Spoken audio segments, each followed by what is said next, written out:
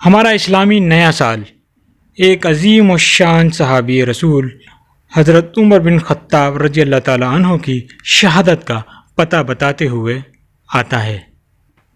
ابتدا ہے درود و سلام سے اللہ کے آخری نبی صلی اللہ علیہ وآلہ وسلم پر اور آل محمد صلی اللہ علیہ وآلہ وسلم پر۔ یکم محرم یعنی کہ محرم کی پہلی تاریخ کو حضرت عمر بن خطاب رضی اللہ تعالیٰ عنہ نے جام شہادت نوش فرمایا تھا۔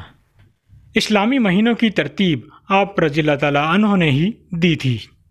نبی صلی اللہ علیہ وآلہ وسلم نے اس عظیم و شان دین کے لیے اللہ تعالیٰ سے حضرت عمر بن خطاب رضی اللہ تعالیٰ عنہ کو مانگا تھا، اور آپ جب خلیفہ بنے تو اللہ تعالیٰ نے آپ کو 3 بر اعظم کا بے تاج بادشاہ بنایا، اور آپ رضی اللہ تعالیٰ عنہ نے 22 لاکھ مربع میل پر اسلامی سلطنت قائم کی۔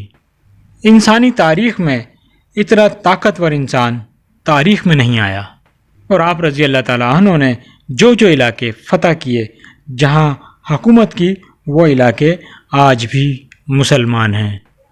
اس قدر بڑی سلطنت کی حکومت کے باوجود آپ کی حالت یہ تھی کہ بیت المال کا ایک اونٹ گم ہو گیا تو خود ڈھونڈنے نکل گئے، فرمانے لگے جانے کتنے لوگوں کا مال اس میں لگا ہے۔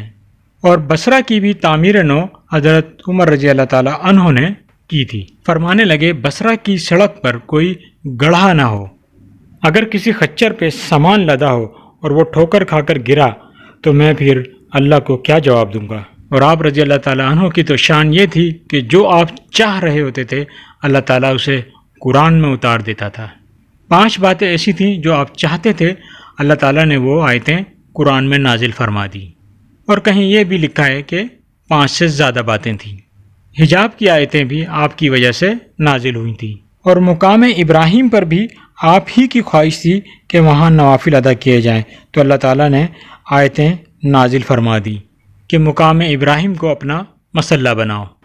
اور آپ کی شان یہ ہے جو ترمذی شریف کی روایت ہے کہ نبی صلی اللہ علیہ وآلہ وسلم نے فرمایا، میرے بعد اگر کوئی نبی ہوتا تو وہ عمر بن خطاب ہوتے۔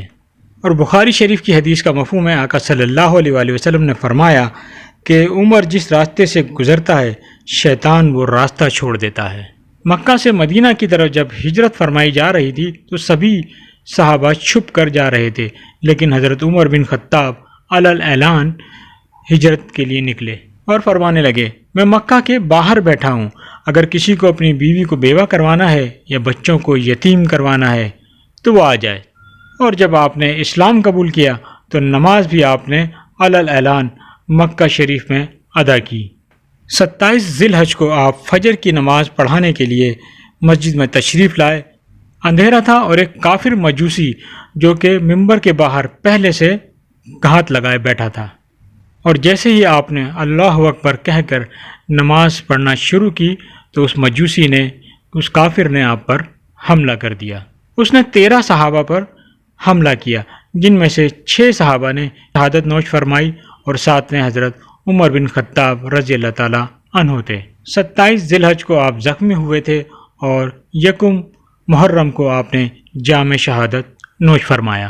اور صحابہ علیہ رضوان نے جب اس کافر مجوسی کو پکڑ لیا، جب اس نے دیکھا کہ بھاگنے کا اب کوئی راستہ نہیں ہے تو اس نے اپنی گردن پر چھری پھیر لی۔